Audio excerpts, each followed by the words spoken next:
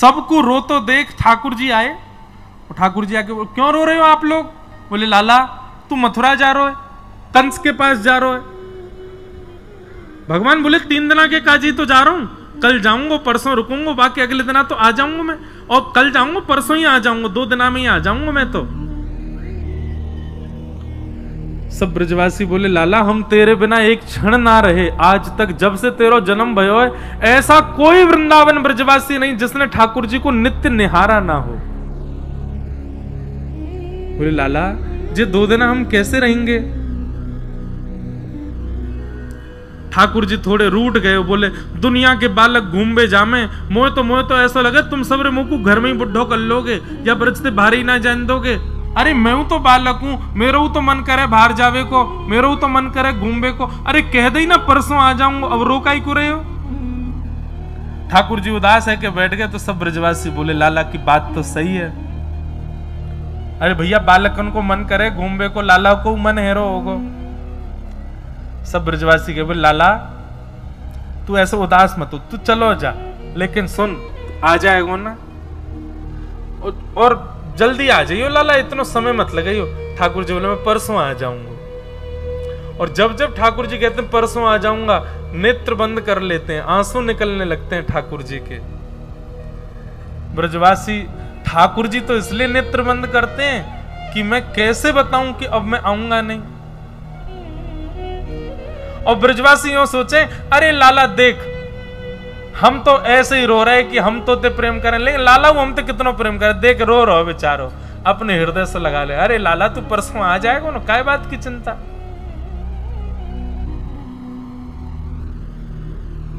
रात में यशोदा मैया के भुजा को तकिया बना करके ठाकुर जी यशोदा मैया के हृदय से लिपट करके सो रहे हैं। आंसू आ रहे हैं, बार बार यशोदा मैया के तन की सुगंधी को भीतर लेते हैं। बोले मैया मैं कैसे बताऊं कि अब मैं कल चलो जाऊंगा फिर कभी नहीं आऊंगा।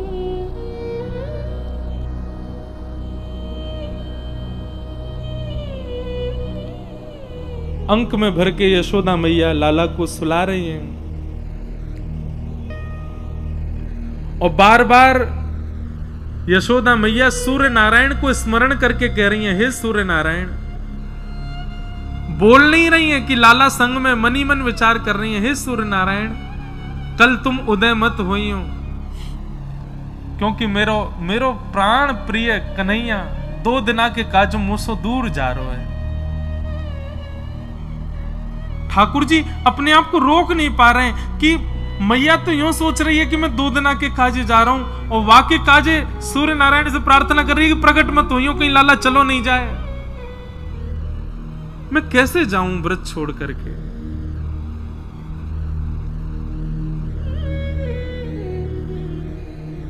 बार बार ठाकुर जी मन में विचार कर रहे हैं। ठाकुर जी ने नेत्र बंद करके यशोदा मैया के अंक में भरे भरे ब्रह्मा जी का स्तवन किया, शंकर जी का स्मरण करके सब देवताओं का स्मरण करके कहा किसी में यदि भाव हो तो वैकुंठ की पदवी संभाल लो, किसी में भाव हो तो वो परब्रह्म बन जाओ, मोह या ब्रज से दूर नहीं जानो, मैं सदा या ब्रज में ही रहना चाहूं। अरे भैया या संसार को कोई और संभाल लो, मेरे बस की बात नहीं है, मैं अब इन ब्रजवासिन के प्रेम में बंध चुका हूं, मैं ना ही जा सकूं यहां से दूर। 33 कोटि देवता स्मरण करने लगे, स्तवन करने लगे। लक्ष्मी जी आकर के भगवान को उनके तत्व का बोध कराने लगी और बार बार कह रही हैं कि नाथ आप सामान्य बालक नहीं हैं, आप क्यों भूल रहे हैं, मैं आपकी गृहिणी हूं, आप साक्षात परब्रह्म नारायण हैं, शंख चक्र गदा पद्म चतुर्भुज स्वरूप है आपका, आप कैसे इन ब्रजवासियों में इतने आसक्त हो सकते हैं।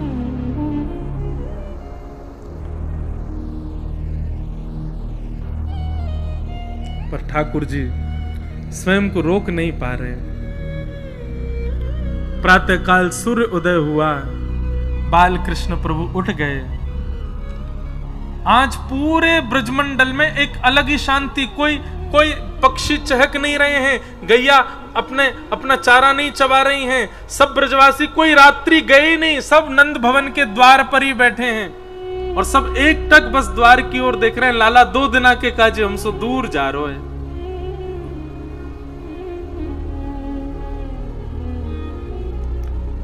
ठाकुर जी नहा धो के तैयार भये। आज अलग की एक अलग प्रकार की सुस्ती है ठाकुर जी के मुखमंडल पर, कोई सो नजर नहीं मिला पा रहे हैं। जैसे ही नंद भवन से बाहर निकल के आए, जहां तक दृष्टि जा रही है सब ब्रजवासी खड़े हैं और सब ब्रजवासी हाथ जोड़ करके कह रहे हैं, लाला तू परसों आ जाएगा ना? ठाकुर जी कह रहे हैं, हाँ मैं परसों आ जाऊंगा। और ज्यों ज्यों ठाकुर जी चरण आगे रथ की ओर बढ़ा रहे हैं अक्रूर जी के साथ, एक एक दो दो ब्रजवासी मूर्छित हो करके गिर रहे हैं, ठाकुर जी को जाते देख नहीं पा रहे हैं। तभी पता नहीं क्या हुआ, अक्रूर जी के मन में आया कि ठाकुर जी यहां सब ब्रजवासियों से मिल रहे हैं और ये सब ब्रजवासी इस भ्रांति में है कि 2 दिन में ठाकुर जी आ जाएंगे। मुझे सत्य बता देना चाहिए, सबको बताऊंगा ये तो उचित नहीं।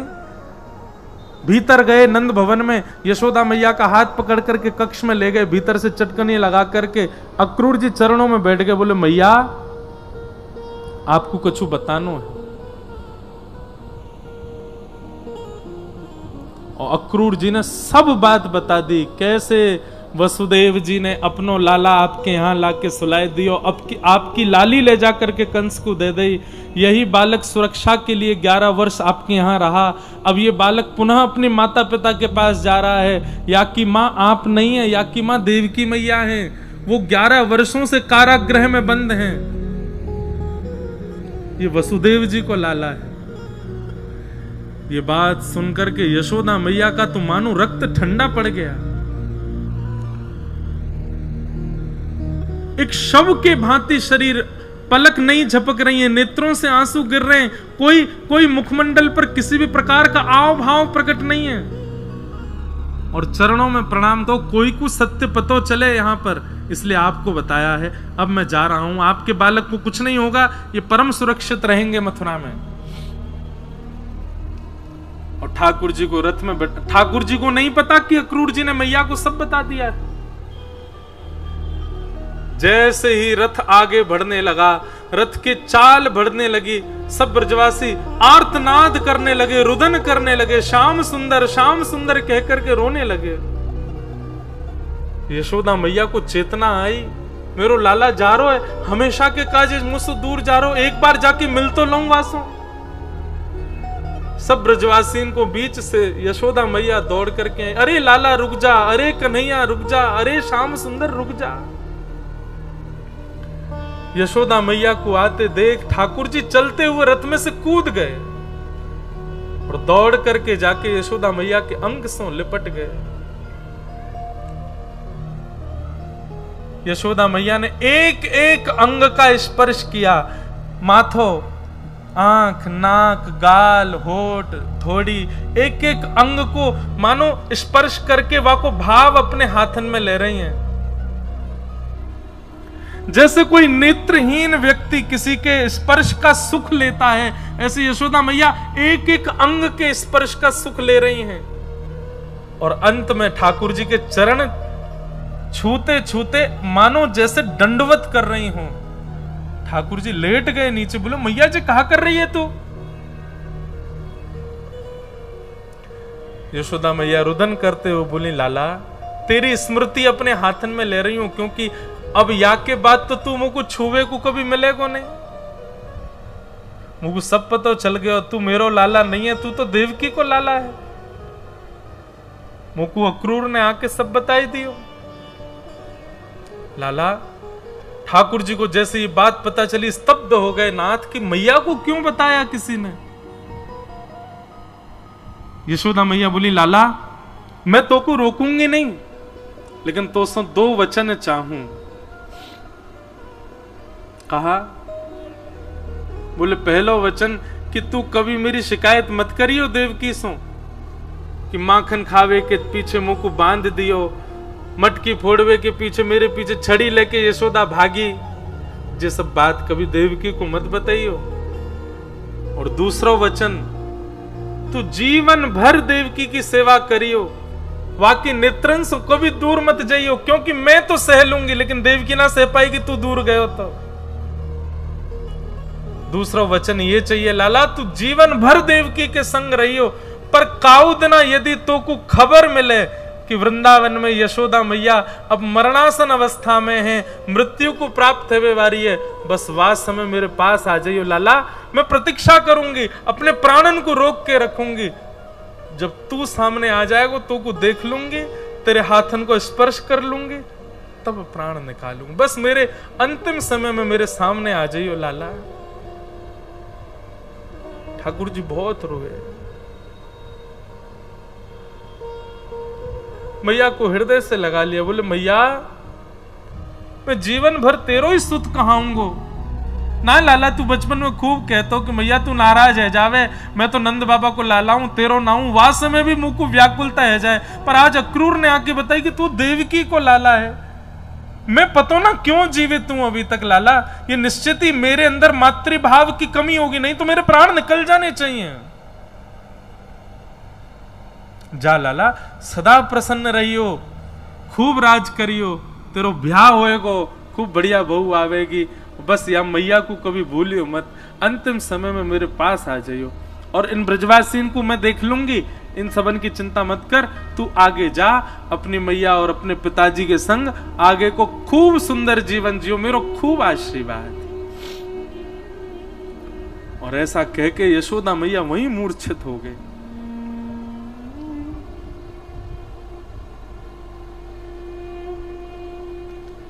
ठाकुर जी नहीं जा पा रहे हैं व्रत छोड़ करके।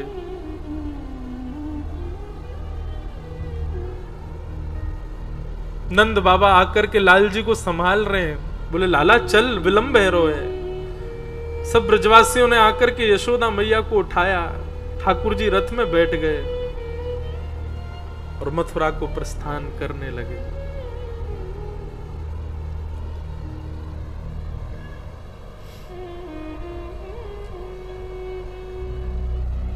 कान्हा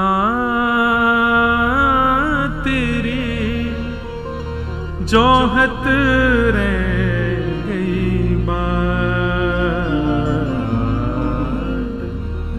जोहत रह गई बात। सब ब्रजवासी देखते रहे ठाकुर जी के रथ को।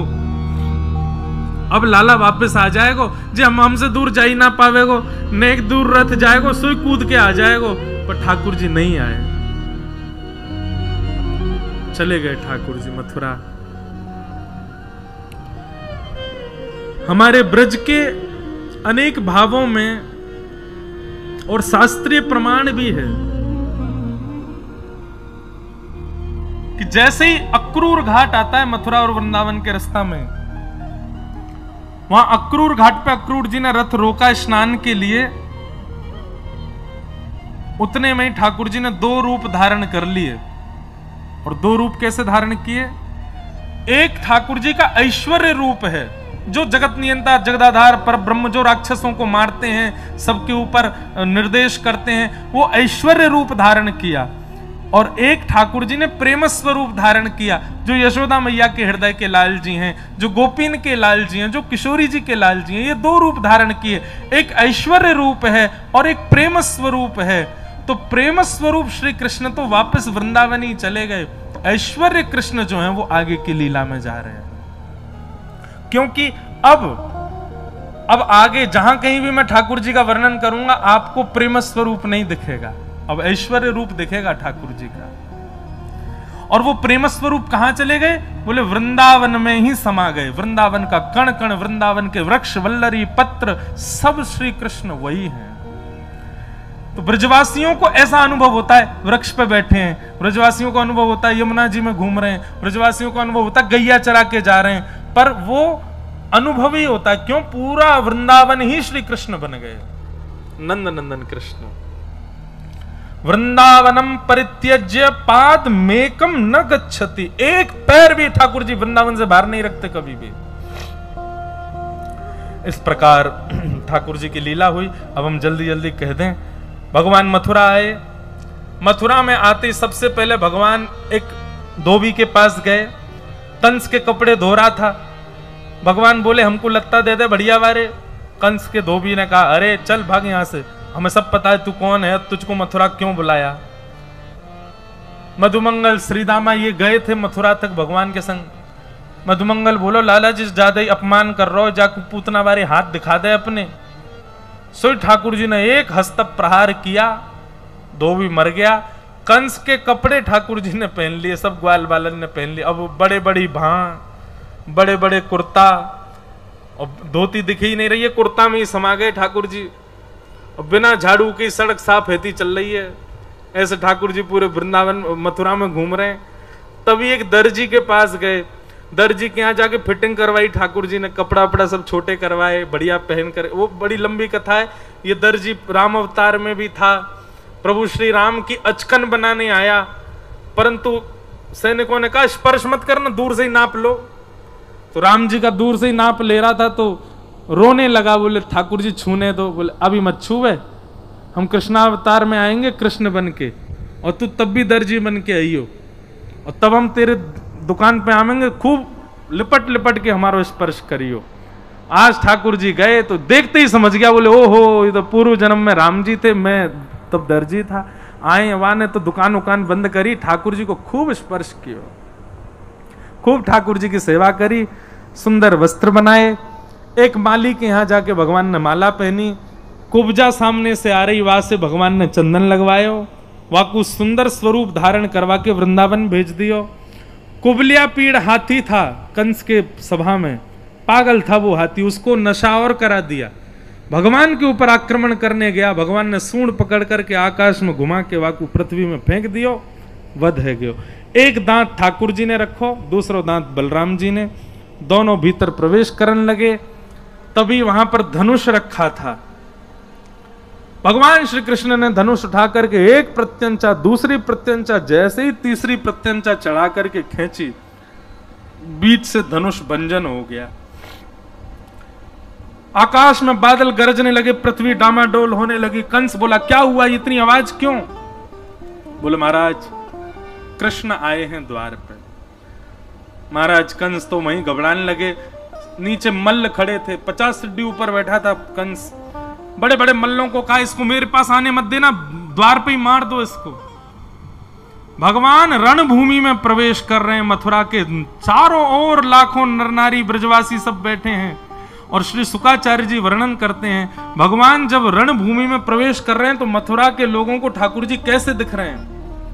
मल्लानाम निर्णीनाम स्मरस स्त्रीणाम स्मरो मूर्तिमान, गोपानाम स्वजनो सताम चितभुजां शास्त्रा सुपित्रो शिशु, मृत्युर्भोजपतिर्विराट विदुषां तत्त्वं परम योगिनां, वृष्णीनां परदेवतेत विदितो रंगम गतः शाक्रजः। जिसकी जैसी भावना ठाकुर जी वैसे दिख रहे हैं। बड़े बड़े पहलवानों को ठाकुर जी पहलवान दिख रहे हैं, छोटे बालकों को ठाकुर जी बालक दिख रहे हैं, कुमारी कन्याओं को ठाकुर जी अपने पति के रूप में दिख रहे हैं, बिना दांत वाले अम्मा बाबा को ठाकुर जी अपने नाती पोता के रूप में दिख रहे हैं, और 50 सीढ़ी ऊपर बैठे हुए कंस को ठाकुर जी अपनी मृत्यु के रूप में दिख रहे हैं। आई मेरी मौत। भगवान गए, मल्लों को प्रणाम करने लगे, जय वो सब मामा जी हैं हमारे, मथुरा में सब मामा है। मल्ल बोले आओ प्रणाम मत करो, युद्ध करो। बोले हम पे तो युद्ध करना आवे ही ना है। बोले अच्छा ये पूतना उतना कौन ने मारी फिर? ठाकुर जी बोले कंस से पूछो, जाने सबरी मरी मराई भेजे वहां पे, एक जिंदो नहीं आए हो, सबरे स्वयं ही मर के आए। ठाकुर जी की बात तो ऐसी देखने में ऐसे लगा 100 बालक। मल्ल बोले नहीं हमसे युद्ध करना पड़ेगा। एक मल्ल जैसे ही भगवान के पास गयो, भगवान ने एक हस्त प्रहार किया, एक हस्त प्रहार में नीचे गिर गो, उठ ही नहीं पाए हो। दूसरो मल्ल आयो, भगवान ने मुष्टिक प्रहार करी, महाराज स्टेडियम से बाहर गयो जाके। ऐसे कर करके सबरे मल्ल मार दिए ठाकुर जी ने। 50 सीढ़ी ऊपर बैठे कंस को ठाकुर जी ने देखा। कंस को घबराहट, भगवान का ऐसा स्वरूप है कि जो देख ले वो पिघल जाए, पर कंस को घबराहट हो रही ठाकुर जी को देख के। भगवान ने बलराम जी को प्रणाम किया, सब मथुरावासी को हाथ जोड़ करके दंडवत करी, और एक छलांग मार के भगवान ऊपर पहुंचे। वहां को मुकुट दूर फेंक करके केश पकड़ लिए, दूसरी भुजा से चरण उठा लिए, आकाश की ओर उठा करके सब मथुरावासी को दिखा करके 50 सीढ़ी ऊपर से नीचे पटक करके एक छलांग मारी, वहां की छाती पे जाके बैठे और कंस को गोविंदाय नमो नमः बोलो कंस मर्दन भगवान की। मथुरा के लोगन के मुंह खुले रह गए, आंख खुले रह गई, और सबरे घबरा में बोले कि मर गो कंस। भगवान ने चारों ओर देखी, बोले विश्वास ना हेरो दिखे। एक पैर उठाया कंस का, पूरी रणभूमि में उसके देह को घुमाया ठाकुर जी ने, और सबन को जब दिख गई कि हाँ कंस मर गयो, सबरे कूदे बीचे रणभूमि में, ठाकुर जी को उठा लियो, नाचन लगे, सब गान लगे, जय जयकार करने लगे। बोल कृष्ण कन्हैया लाल की, कंस मर्दन गोपाल की, देवकी नंदन गोपाल की, जय जय श्री राम। सब ब्रजवासी आनंद में भर गए, आनंद करने लगे। अब भगवान ने देवकी, अब हम थोड़ा जल्दी करें, देवकी और वसुदेव जी को मुक्त किया, उग्रसेन को मथुरा का राजा बनाया। भगवान कभी राजा नहीं बने, ना मथुरा के ना द्वारिका के, राजा हमेशा उग्रसेन ही थे। भगवान कभी सिंहासन पर नहीं बैठे, पर प्रेम से सब उनको कहते थे राजाधिराज महाराज देवकी नंदन वसुदेव नंदन मथुराधीश भगवान की जय। भगवान सांदीपनी गुरुकुल पढ़ने के लिए गए, वहीं सुदामा नाम के मित्र ठाकुर जी को मिले। लौट करके भगवान जब पुनः मथुरा आए, ब्रज की बहुत याद आई, तो भगवान ने उद्धव को वृंदावन भेजा। उद्धव शाम तक की कह के गए थे, शाम को वापस आ जाऊंगा, 6 महीना में लौट के आए वृंदावन से, और प्रेम के ऐसे रंग में रंग करके आए कि आके ठाकुर जी को हाथ पकड़ो, बोले चलो मेरे संग वृंदावन, कहीं नहीं रहनो मथुरा में, वहीं रहेंगे गोपीन के बीच में, ब्रजवासीन के बीच में।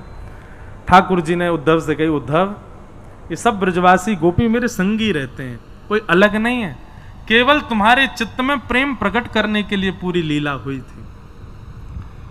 मथुरा पर कंस के ससुर जी जरासंध ने चढ़ाई कर दी, मेरे दामाद को मार दिया, और एक नहीं 17 बार चढ़ाई की मथुरा पर।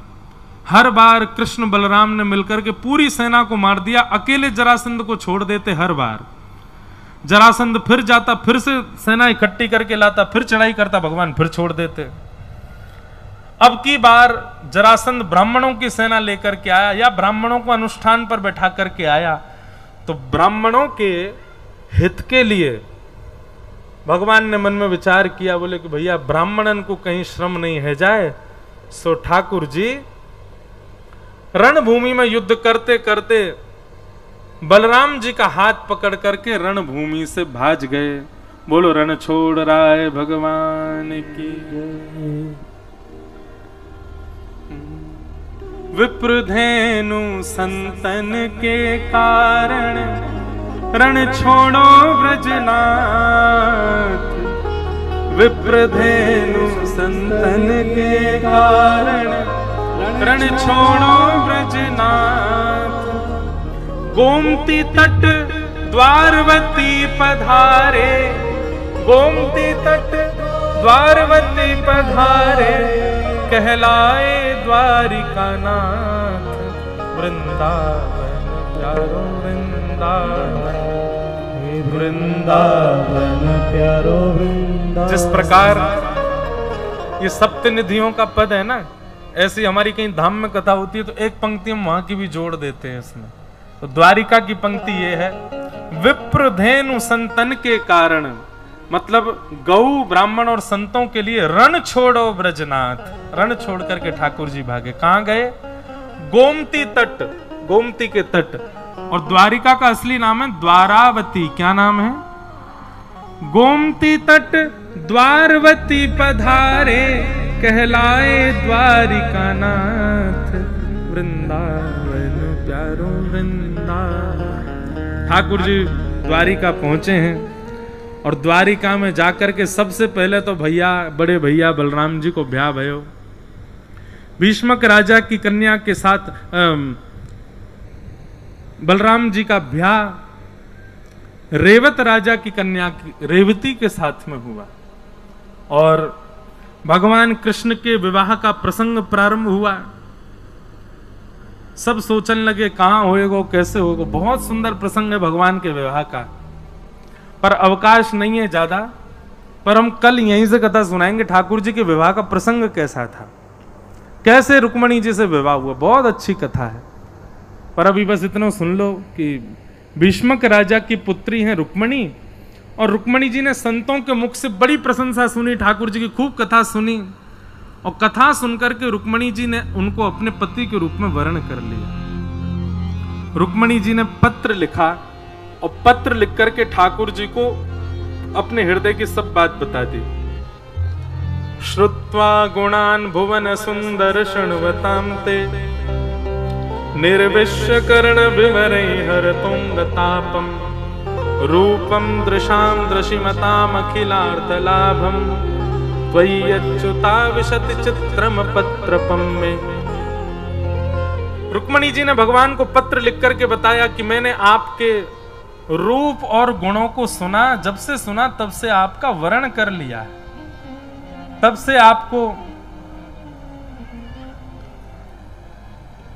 से आपको अपने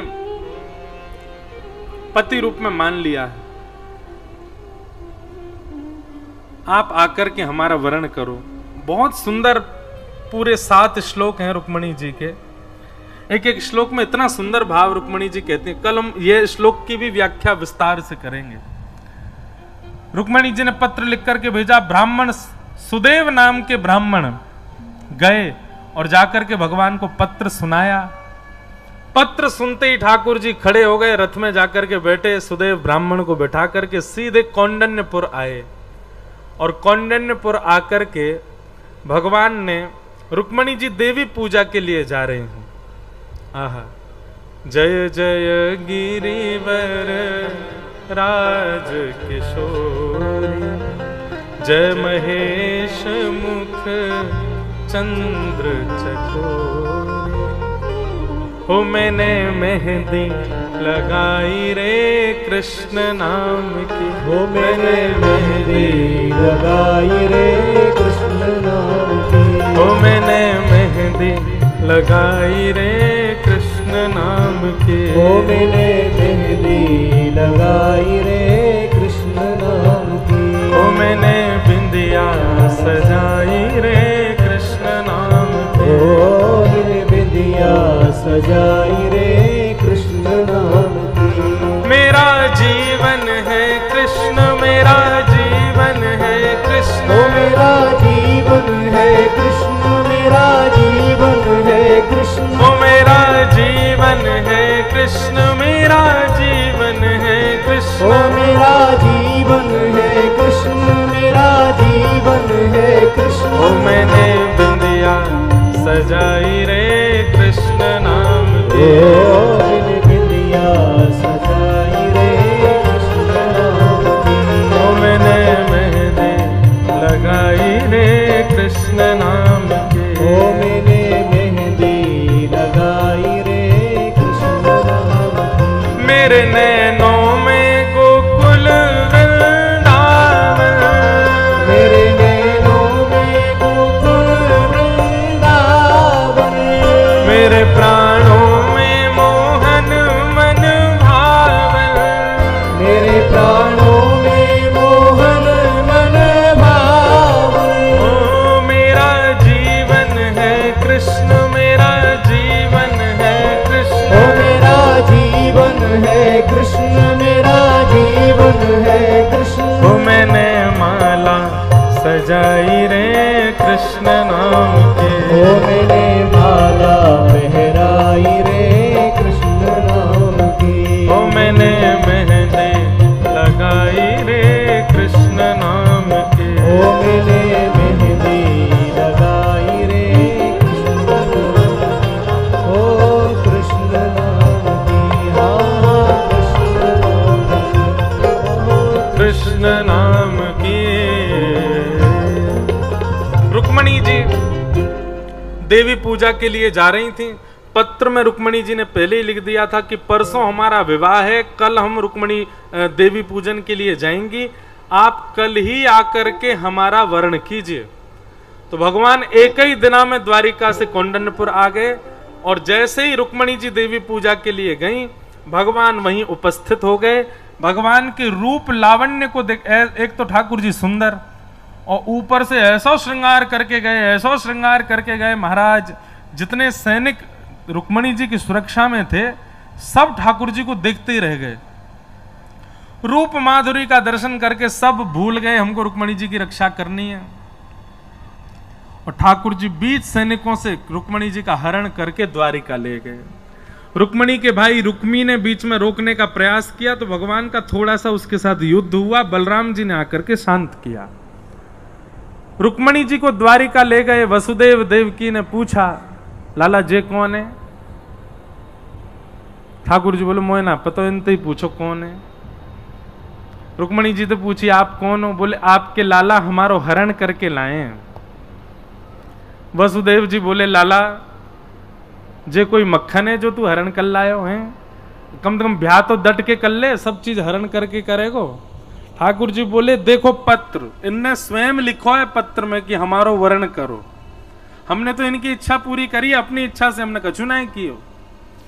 वसुदेव जी बोले, अब इच्छा बताओ। बोले, इच्छा ये है कि अब वर्ण कर ही लिया तो इन्हीं से ब्याह करेंगे। तो वसुदेव जी बोले, ऐसे ब्याह ना होगा, लाली वापस जाएगी कौंडिन्यपुर, बढ़िया सजावट होगी, बारात लेके हम जाएंगे और ब्याह करके तब लाली को लाएंगे। भागवत जी में वर्णन है, रुक्मणी जी का पूरा परिवार राजी था ठाकुर जी से विवाह के लिए, केवल उनका भाई राजी नहीं था। क्यों? क्योंकि रुक्मणी जी के भाई रुक्मी के सखा है शिशुपाल, और शिशुपाल का घनिष्ठ सखा है मथुरा पर जिसने चढ़ाई की, कंस का ससुर जरासंध। तो जरासंध भगवान को अपना शत्रु मानता है।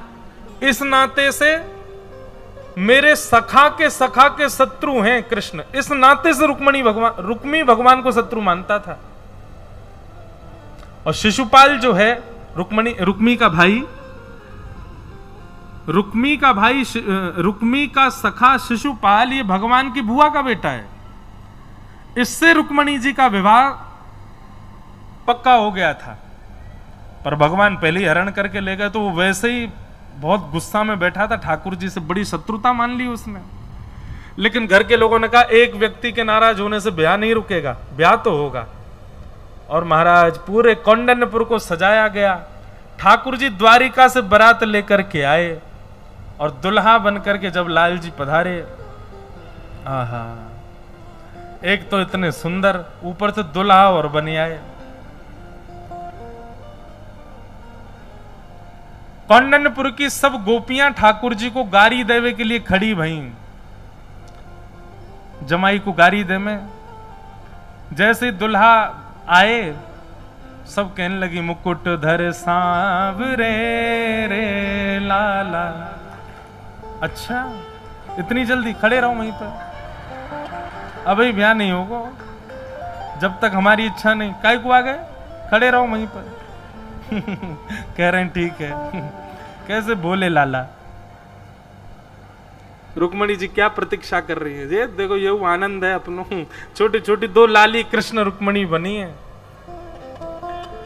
जैसे ही ठाकुर जी आए तो सब गारी देने लगी। कहा गारी दे रही हैं?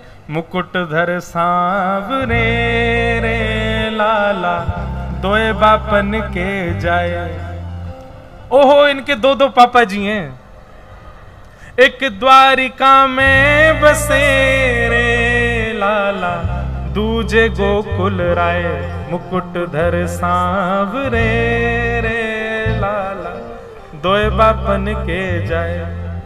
महाराज जैसे ही गारी देने लगी, ठाकुर जी अब तक तो नीची नजर करके बैठे।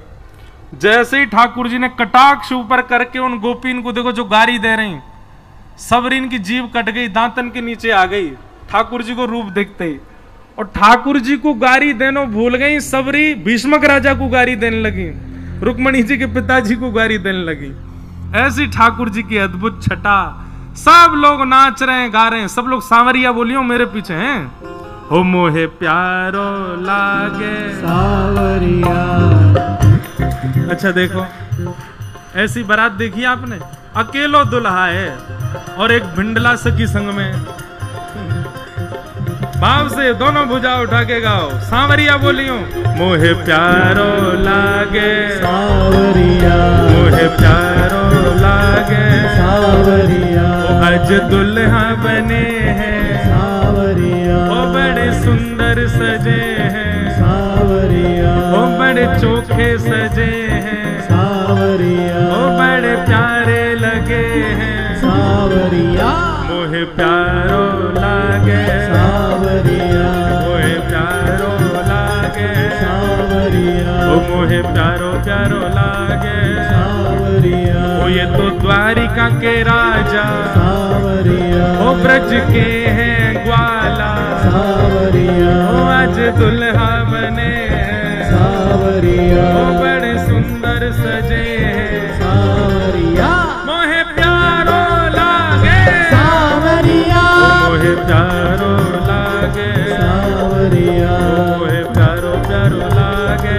सावरिया, ये तो वसुदेव लाला सावरिया, ओ नंद जी के हैं लाला सावरिया, ओ मथुरा के राजा सावरिया, ओ आज दुल्हा बने हैं सावरिया, मोहे प्यारो लागे सावरिया, मोहे प्यारो प्यारो लागे सावरिया, मोहे प्यारो लागे सावरिया।